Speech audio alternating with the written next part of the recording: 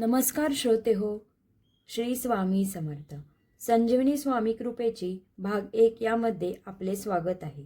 या पुस्तकामध्ये आपल्याला स्वामी कृपेची अनुभूती जाणून घ्यायला मिळेल. चला तर वळूयात स्वामींच्या 12व्या अनुभूतीकडे. स्वामी नामातील शक्ती. 1981च्या दिवाळीत आम्ही कुटुंबीय अक्कलकोटात आणि तुळजापूरला गेलो होतो. तेव्हा प्रायव्हेट गाड्यांचे एवढे पीक नव्हते. आम्ही रेल्वेने गाणगापूर रोडला उतरलो.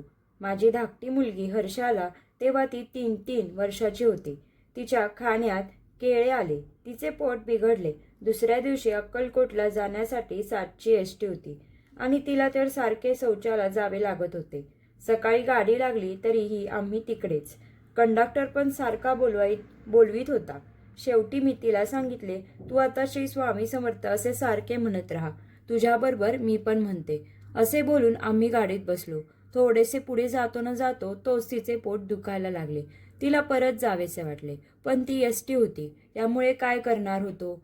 मी तिला परत म्हणाले, स्वामींचे नाव घेत राहा, सर्व काही ठीक होईल. आणि काय आश्चर्य, 5-1 मिनिटात गाडी अचानक थांबली.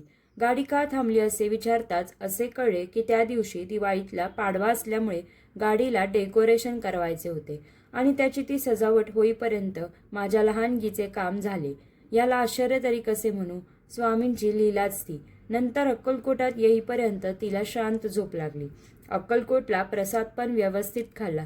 नंतर तुळजापूरला जाण्यासाठी एसटी स्टँडवर आलो. एसटी लागलेलीच होती, बऱ्यापैकी भरलेली होती, परंतु तिचे पोट परत दुखू लागले. तेवढ्या वेळात ती एसटी गेली.